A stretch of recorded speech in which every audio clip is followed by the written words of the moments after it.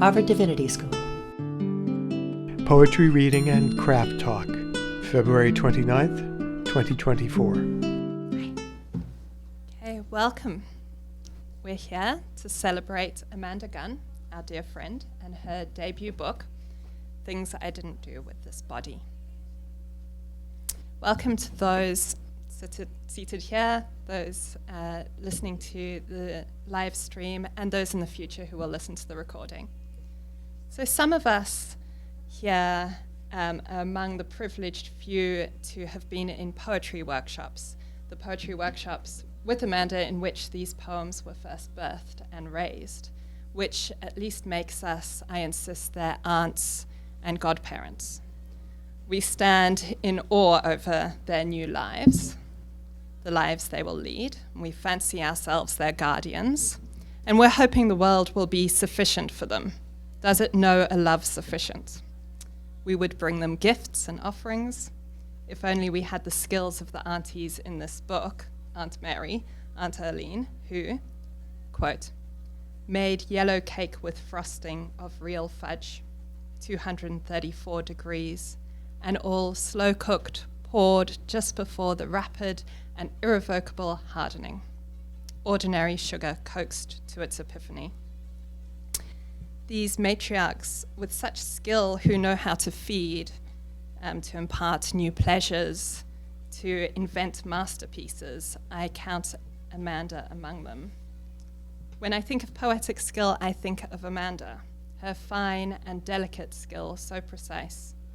Amanda, who alone knows how to sprinkle just a little rhyme, to get the rhythms just right, who never overcooks anything, who knows to measure out our collective hurt, our private hells, who is not afraid to add it. The first poems of Amanda's, which I read in workshop, are in the second section of this book, the poems which commune with Harriet Tubman, quote, the price you paid for having no choice, the price of the railroad with a flesh-made train. Then I remember the poems of personal heartbreak and mourning and sensual joy, and more recently the chronic series in section 4, in which all the precision of Amanda's writing is put to these run-on prose poems without punctuation, an incredibly difficult feat, rivaling the souffle. And it all floats, rich with grief, with pills, with medicines, with romance novels and histories, with sweets. So many of these poems awaken our senses, awaken most of all our sense of smell and taste, those most proximate senses, most the body's own, by which it draws in the world as we consume these poems which become a part of us, supplementing for all the things we didn't get to do with our bodies. In the title poem, quote, bear a child with it, march it in Baltimore for a killed black man, or touch the earth's natural corners, and mixing with all we have done with our bodies, the risks undertaken, the marks made, but also our bodies brought into these poems get to spend with them, quote, rare, keen nights, bearing the body's, quote, bright, fragrant, solitary, intolerable pleasure. Amanda Gunn is a poet and PhD candidate in English at Harvard, and our friend and an editor of Peripheries. Raised in Connecticut, she worked as a medical copywriter for 13 years before earning a Master of Fine Arts degree in poetry from the Johns Hopkins Writing Seminars. She is a recipient of the Auburn Witness Poetry Prize, as well as a Pushcart Prize, and has received fellowships from the Wallace Stegner Program at Stanford, the Civitella Ranieri Foundation, and Rona Jaffe Foundation, the Bread Loaf Writers Conference, and the Kenyon Review Writers Workshop. Her dissertation project, Against Idiom, examines formal experimentation, aesthetic disruption, and political activism in the poetry of Gwendolyn Brooks. Gunn's work may be found in Poetry, Los Angeles Review of Books Quarterly Journal, Gulf Coast and Narrative Magazine, and was recently featured in Poets and Writers. Her debut collection, Things I Didn't Do with This Body, is out now from Copper Canyon Press and is also just over there to purchase. And welcome, our friend Amanda Gunn.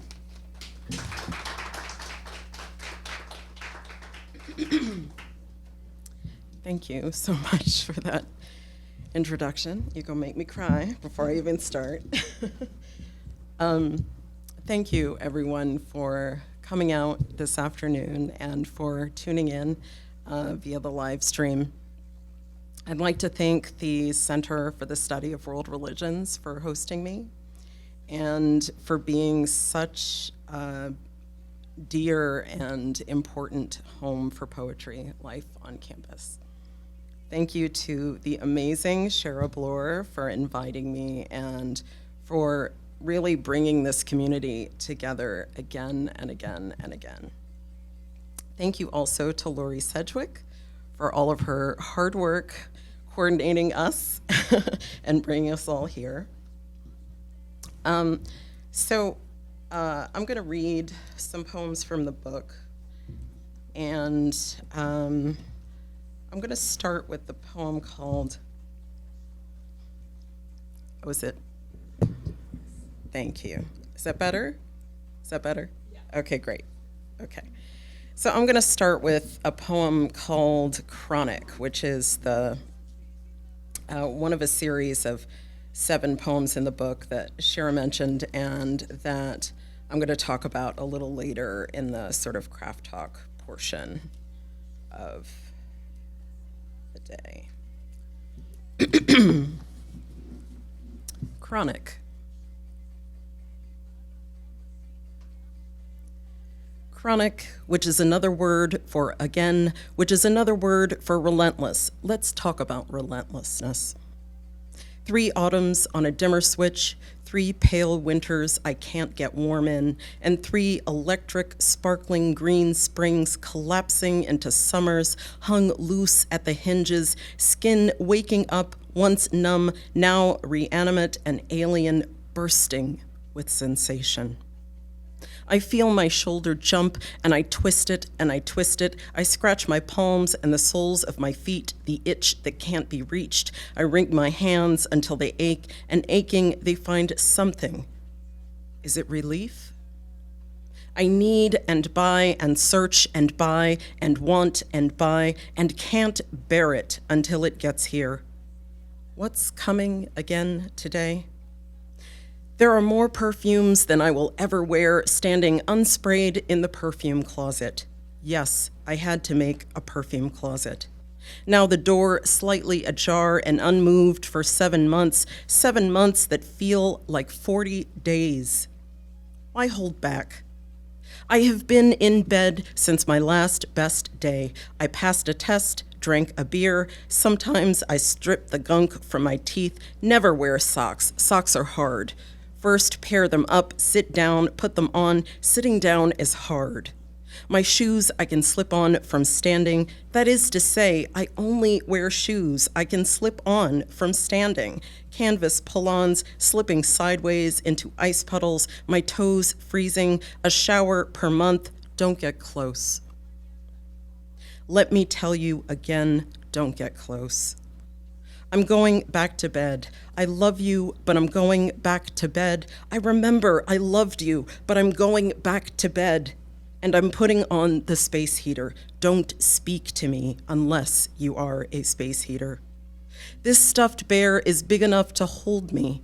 I named him Bear because I can't. And being held, I will hold this stuffed penguin and this weird clay doll my grandfather gave me in the 80s. Her name is Nancy, as in Reagan, because my dad worked for the Republicans. She is part solid earth, part velvet, all top-heavy, ponderous, her eyes closed. She looks vaguely dead, and I understand precisely how she feels, vaguely dead. She and the animals can stay with me in bed, not the cat. He prefers the floor with the clothes and the garbage. Okay, fuck, we've come this far. Let's talk about the garbage. I'll tell you what there is in this bed. Wrappers for Twinkies and Snowballs and Suzy Q's. There is Snapple and Gatorade and Sunny D. Boxes of lemon cream cookies. A collection of Haagen-Dazs cartons, because that's what they sell at Sarah's. There are mood stabilizers, antipsychotics, carbamazepine, lithium, risperidone, quetiapine, clonazepam. There is no ziprasidone. That one made me comatose. There is no gabapentin. That one made me slow, as in my thoughts felt like tadpoles, small and slippery, and I was too slow to catch them. No nortriptyline or duloxetine. They made me want to grow my debt and talk too loud and fuck everything. There's also metformin, verapamil, rizatriptan, ondansetron, diphenhydramine, and cholestyramine because my head hurts and my gut hurts and my sugar's up. There are romance novels, pink covers with frothy bodices, muscles, lots of cowboy hats. Romance novels, good ones and bad ones. I like the bad ones.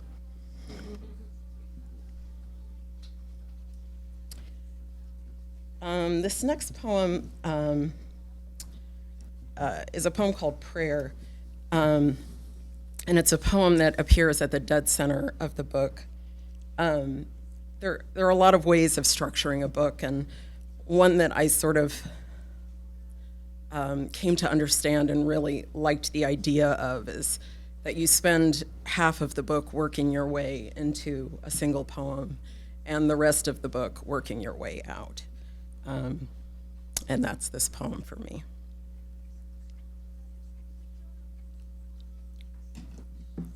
Prayer. Lord, let me hand you my body, my burden, it's yours. What will you do with it? My bones have gone to gravel under weight. I loved her body as it grew broad, spilled forward, filled in its loosened skin, filled in with new found weight. We stayed at the bar too late, we ate with relish, chorizo syruped with figs. I put my cheek against the fat of her belly. It felt cool. I felt light, as if I had risen, taken a form, yet to be baked. I'd stomached every pill I was asked to take. Some filled my gut with a hunger I couldn't sate. So sick from other pills, I halved or quartered meals, misplaced 109 pounds of weight.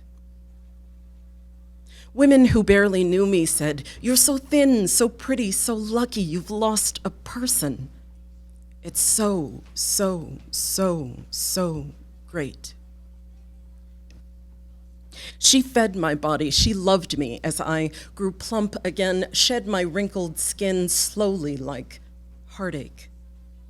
My breasts so heavy, I thought, they'll burst. My breasts so heavy in her hands.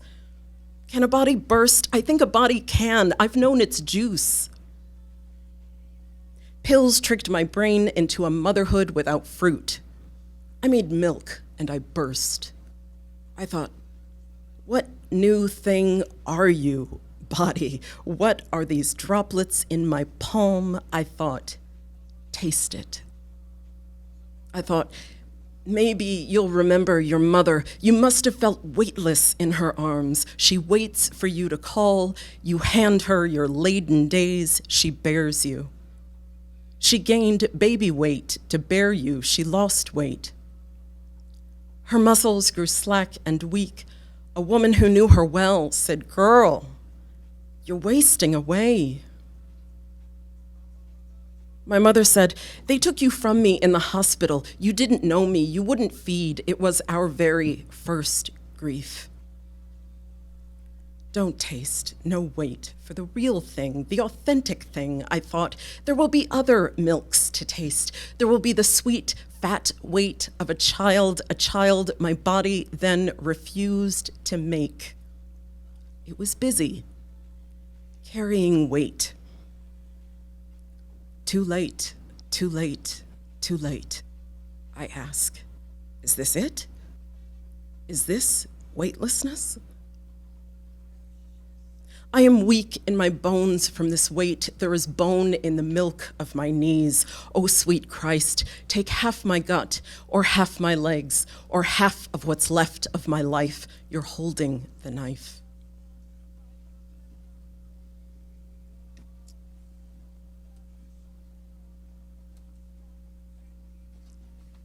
This third poem is also in the Chronic series that I started before. It's called The Name For.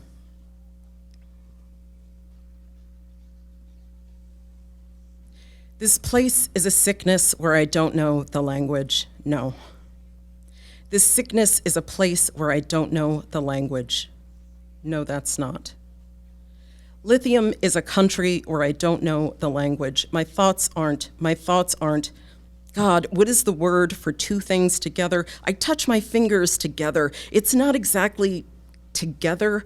There's this stuffed penguin. I sit with him under what's under your armpit? He and I are connected, yes. I found him in a hot train station last Christmas. I mean, I'm grown, I know. I told my friend I had a nephew to buy for. I do, but what is he? He's 13 now. Why did I bring up what is it called? Toy. Right, he's a penguin. No. Lithium unhooks, no. That's not exactly whatever. Okay. It unhooks my brain from my future. What's future? No. I'm trying to tell you, the lithium unhooks my brain from my brain. There's no time to wait. Time, no, I can take the dry eyes and the thirst and the shitting my brains out and the shaking, but it's just that I can't think, can't talk, and instead of words, there's just, God, what's the name for when something you love is dead? No, not grief, no, not loss, no, not funeral, no, not forever. Stop guessing for me, just give me a minute. Yes, time. It's not, what's the name for it, it's.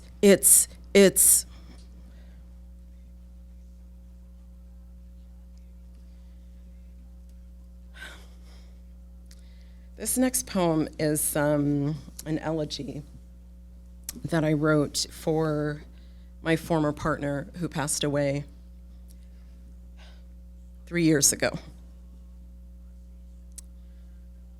There's a lot of those.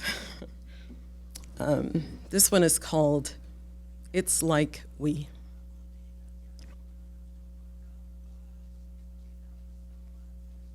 There's none like her left in the world couldn't contain. So stupid. When on earth did I think I would? I tried to. She refused every single. She wouldn't let me. It wasn't her fault that she couldn't put down she couldn't climb her way out of.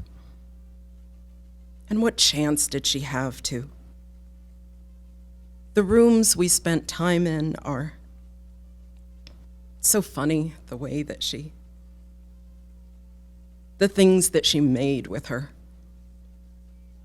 and the garden she planted when her body refused to keep. I should have sent the perfume that and we never finished watching that. No one has the time that it's like we, so stupid, we don't get to keep every. Why can't we keep every? She didn't even know how where has she? I let her think all those years I didn't. I wonder if she got the chance to. Did she know what was going to? Why didn't she tell me what did she say when which language did she speak when was her mother beside her when? Did her mother find her like? Was she sober the day that she Did she remember? She never answered my text about. I'll never.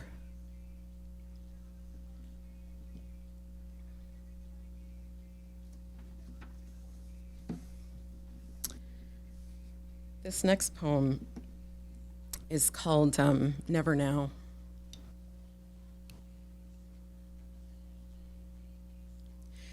Queen of the horseradish smear, the run-red clouds of blood and bits of meat.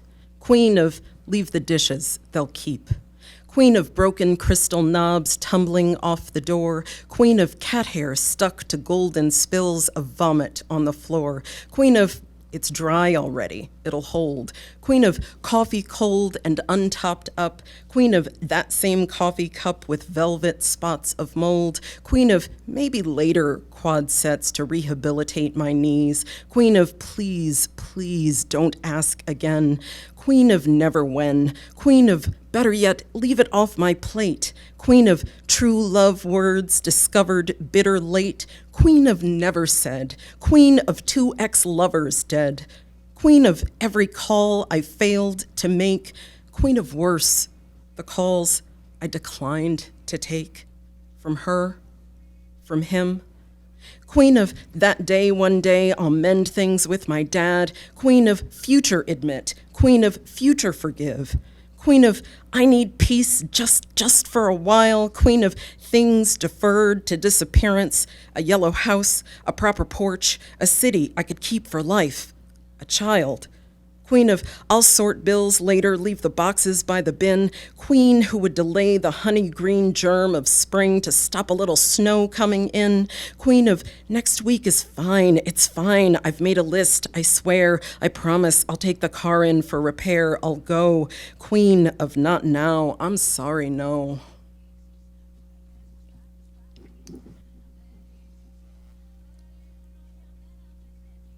This next poem is a poem I wrote for my dad, who's watching now online live stream. He's originally from Alabama, and he moved to Chicago at sort of the tail end of the Great Migration. And so this is for him in that moment. It's called Go North. Picture yourself at the bus station, the sun on the brick of the bank. Imagine real dollars in your pocket, a woolen coat, a satchel full of chicken and pound cake, a slide rule cased in leather. Your mother stands at your back, your Bible still in her handbag, head tilted as if to say, she knows, as if to say, a mother's duty is to be disappointed. Don't worry. Her sister will still meet you in Chicago and show you where to find warmer shoes. You wouldn't believe me if I told you about the cold, how the air will crack and blacken over a park bench at night. Would it matter? You will find work. You will meet a woman. You will linger some days in the doorlight of a church. You will make yourself nearly whole.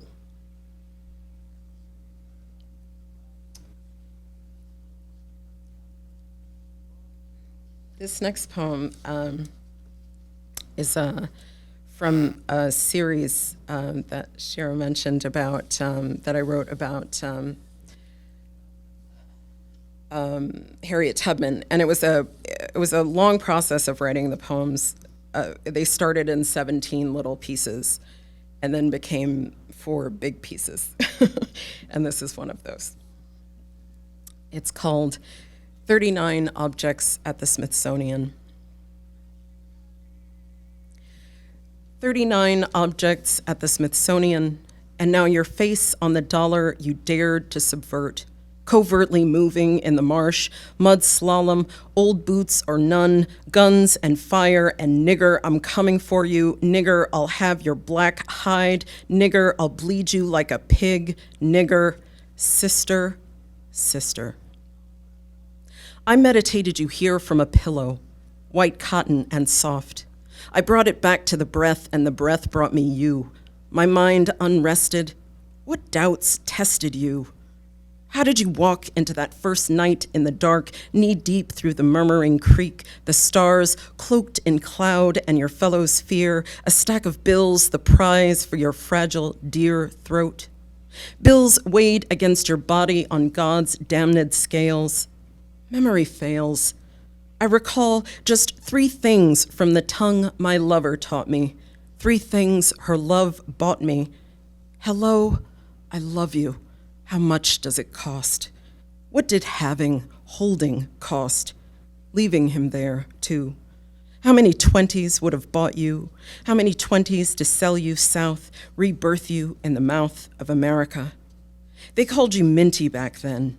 Mint leaves scenting the dooryard, mint jelly from master's lamb, a mint he made of your good strong back, good strong teeth, golden fresh wheat in your good strong hands. Yesterday I gave away a 20 on the street, a Jackson, an accident of birth in my pocket, and the woman's face, like a torch, caught light. I turned my head. Still and always insufficient to the day, shamed to have praised my own self. Oh, Harriet, a woman most equal to your time, you hover there above my hewn, fine desk, dark, deadly, dead and alive, knife keen and waiting and resolute, not knowing me or needing me, just wanting, perhaps, that war pension raise, that cool 20 you were promised from the house.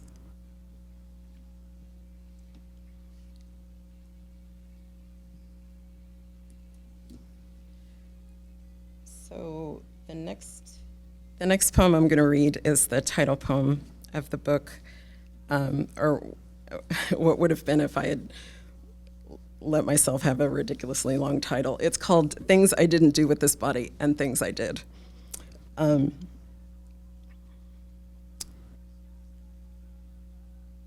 I didn't bear a child with it, bear a drunk friend's arm around its shoulders, bear it over a fence in one go, bear it from Harlem to Wall Street by foot, run it until it vomited, run it until it vibrated with joy, lean it long against a redwood it had hiked to, lay it on the earth beneath the aurora borealis, march it white-laced until it wed, march it in Baltimore for a killed black man, march it to war until it was dead, bear a lover eager on its spine, bear it back to its natal soil, bear it to the lake's center under the swift, awesome power of its legs.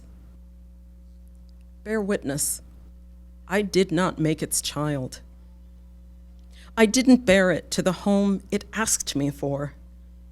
Instead, as if by stumbling, as if by walking backward even, as if the beginning and not the end held the drum and cymbal and jazz hands.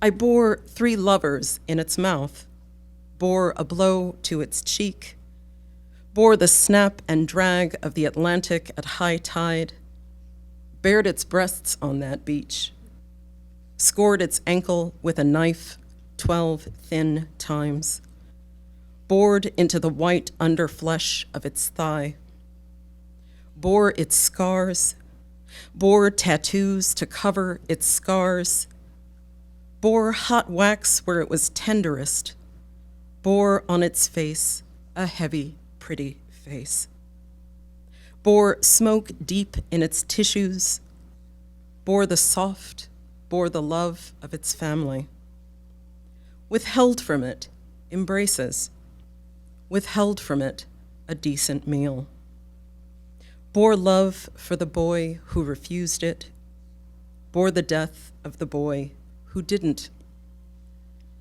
bore the weight it made from the pills I had handed it, bore its joints' irreparable ache, bore the turned sweet smell beneath its breast, taught water to bear it so I could rest, bore its sloughings, bore its swellings, bore its manifold solitudes, and on the rare, keen nights it stayed with me, I bore its bright, fragrant, solitary, intolerable pleasure.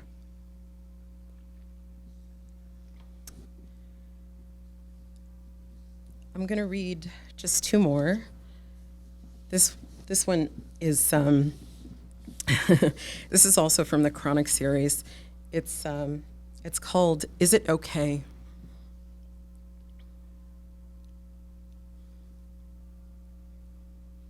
Did the antidepressants make me worse? Did the antidepressants make me better enough to make it worth it? Am I worse? Am I lost? How is that homeless man any different from me? Why should he be? Did they warn you before you gave me antidepressants? Is it okay to stop? Is there such a thing as opposing antidepressants with mood stabilizers in order to minimize their negative effects? Can moods be stabilized? Can a person be stabilized? Is opposition real? Did antidepressants make me manic? Did you make me manic? Whose idea was this? Mine? Will I always be depressed without antidepressants? You're very bright. Have I reached a steady state? Is there enough time for me to reach a steady state before September when school starts? What will I do if I lose my job? Where will I go if I lose my housing? Is it okay not to shower? Do I have a disability? Am I ill? Is there a Venn diagram showing the relationship between conceptions of disability and conceptions of illness? Am I saying that right? You're a very bright girl. I'm 42. Will I get better? What's better? What's human? Is it okay to have feelings? Is it human to be a rock? What about a flood? Is it okay to cry if it's only a little? Is it okay to fuck? How many times? How many times is too many? How many times is too manic? Is this about containment? Is it okay to watch a television show if it makes me cry? How many times per episode? What's the difference between a disability and an illness? Is the Venn diagram just one circle, or is it two full circles where one stays the same while the other one gets better or worse? Where in the Venn diagram is the word future? Is it better not to have expectations? Is there a reasonable expectation I'll get better? I couldn't say either way, but you're a very bright girl. Are lithium and antipsychotics better than antidepressants? Is depression better than mania? Is diabetes better than mania? Will antipsychotics make me better enough to make it worth it? Can I change my mind? Can I change your mind? Is the diabetes permanent? What about the thirst? What about the hunger? Will I get fat? More fat?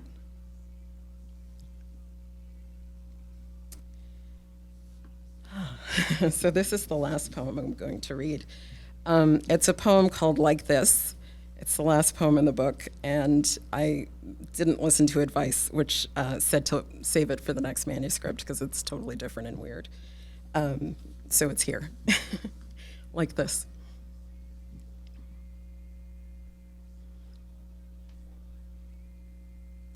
Erica says, melodies, prayers, babies. A woman who isn't asked says nothing. A woman who isn't a mother fields questions. A woman who isn't a mother owns a field. My mother holds my knee. My mother's left hand is a wooden shield. My mother tells her cousin when she's ready. A woman who waits. Erica says we give birth to different things. A woman who knows the difference says poems. A mother slices a pepper like a heart. A mother says like this. My mother holds a braid, holds the milk, holds a chrysalis. One mother says you dodged a bullet. A woman who waits for a sound in her heart. A doctor says, "What saves you?" What saves my life will burst a baby's heart. A doctor says, "Choose." My mother's hand in the car hits my heart. A mother's grief arrives already swaddled. A mother with ashes for children says, "Ishtanem." The woman who birthed my mother says, "Maybe." A woman who's no longer asked says, "Nothing?" Erica says, "Birth things." A woman who makes a choice works a field. My mother taught my hands to crimp the pastry. I taught my mother's hands to lattice pastry. The woman who birthed my mother says prayers. My mother holds a needle, holds a feather, holds a door. When a doctor says choose, a death is meted. A poem says the same each time you meet it. A woman who doesn't choose crosses a field. Thank you.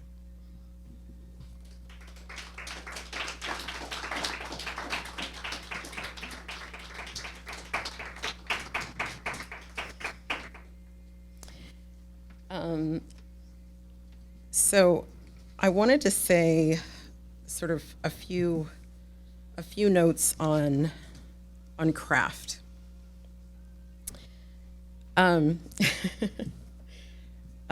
sort of connected to a lot of the poems that I read today. In 2021, I spoke to a researcher who was trying to pitch me the idea of giving AI the first pass at my poem drafts so that I could just tidy them up afterwards with a few revisions. I had been speaking to him about poetry in terms of emotional labor, bleeding on the page. I was feeling very dramatic. And he said, "That's what's fantastic. This can take all of that away." He then instructed me to type into the process, and I quote, "Heartwarming poem about spring." I wanted to talk a little bit today about poetic process and pain. Where we have to go, where we get to go, where we have to let ourselves be taken in order to produce the work. During the height of the pandemic, I got in touch with a friend that I had done my MFA with. I won't name names, but his work was my favorite of the fiction writers in my cohort that year. He had come to the program after having served in the Army. We were extremely early career, but he had the insight and the instinct to know that his path as a writer was to write through that profound experience. At first, he told me, it felt to him like catharsis, until it stopped feeling like catharsis and felt something more like re-injury. So he stopped writing, full stop, to save himself. As his fan, I was crushed to learn that he had stopped writing. All of us had received the great gift of his early work. And I know I wasn't the only one who could foresee for him a long career of powerful writing. And at first, all I could think about was what we would miss out on in the world. But I was also his friend, and he doesn't owe anyone his suffering, least of all me. In my book, Things I Didn't Do with This Body, I talk a lot about living with chronic mental illness, how chronicity shapes a life, both through the illness itself and through the treatment for the illness, how both of those things shape the body, how that created body then determines the contours of the life. Growing up with this condition, I always thought it was the mood states that determined or produced the creativity, especially because when I was at my most ill, metaphors came very easily to me. When I was unwell, language seemed especially delicious and right at hand. I think part of me believed in sort of pop culture images of an artist in a wild, manic state, producing so much work that their hands can barely keep up. When Sinead O'Connor passed away last year at just 56, so many of her until then pretty silent fans on social media talked about how much she had suffered in her short life. But look, they said, at what she gave us. Anyone who has heard her howl her way through the song Troy, echoing Yeats's great erotic disappointment, might almost believe that it was worth it. Many of us in this room have heard many times what Frost wrote in his 1939 essay, The Figure a Poem Makes. He says of a poem that it begins in delight and ends in wisdom. He goes on to say, no tears in the writer, no tears in the reader, no surprise for the writer, no surprise for the reader. In other words, the very vitality of the poem depends upon our willingness to undergo emotional transformation in the writing process. It is the poet Yusef Komunyakaa facing the war memorial. It depends on our turning our heads towards and not away, even when it hurts, especially when it hurts. 5 years ago, I experienced and talked about in the Chronic series the worst depression of my life. I barely got out of bed for 10 months, and then only to teach and to go to my poetry workshop. I sat in that workshop week after week, not producing, just floating along the perimeter of that space. And Jory Graham, our workshop leader, called me and said, we have to get you working again. Why aren't you writing? But I knew that I couldn't write, like my friend, I knew that I couldn't write anything until I wrote about what had happened to me, what was happening to me. And she said, no. Don't write about it. Write from the predicament of it. If you can't get out of bed, then tell us what's in the bed. For someone who until then had always made a habit of narrativizing my experience, in other words, making my experiences into stories, reporting on them like they were fixed and in the past, which keeps them at a safe distance, this was a completely new poetics for me. After that conversation, I did exactly what she said, and I wrote the poem Chronic, which I opened my reading with today. And shortly thereafter, I went to a summer writer's workshop. It was a generative one, which means that we wrote 7 new poems in 7 days. I was healthy when I showed up.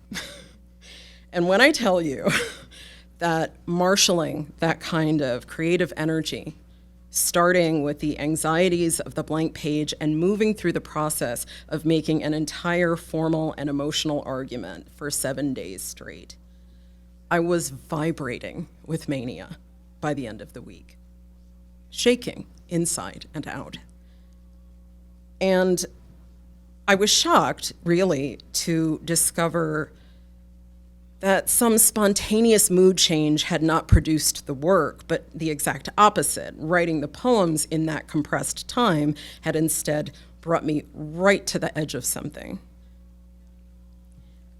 Don't mistake me with all this talk of suffering. So much of what we do, what we get to do, feels wonderful.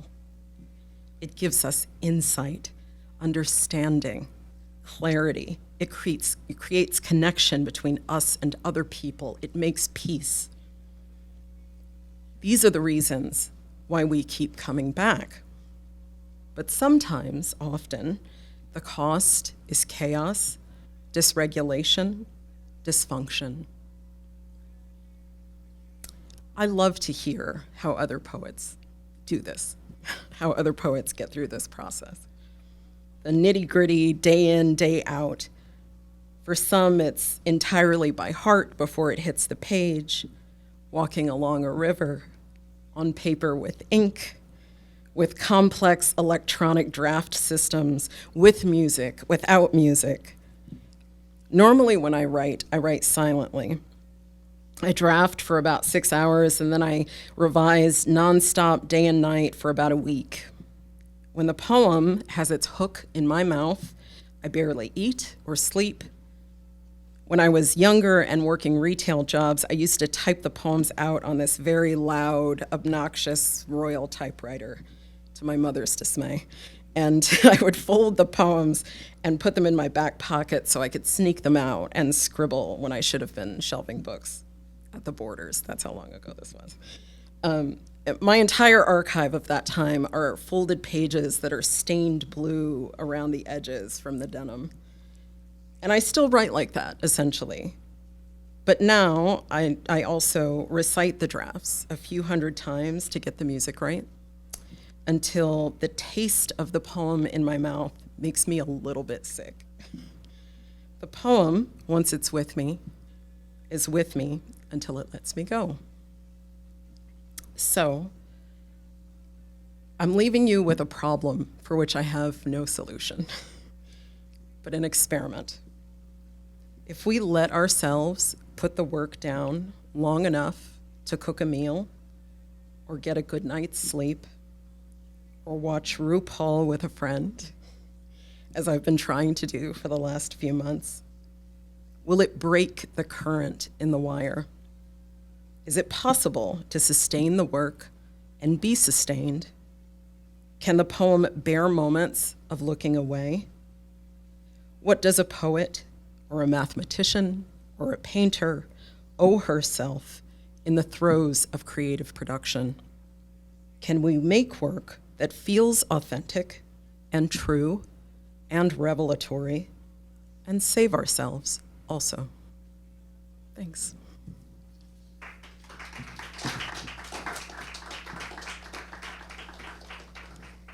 Sponsor, Center for the Study of World Religions. Copyright 2024, the President and Fellows of Harvard College.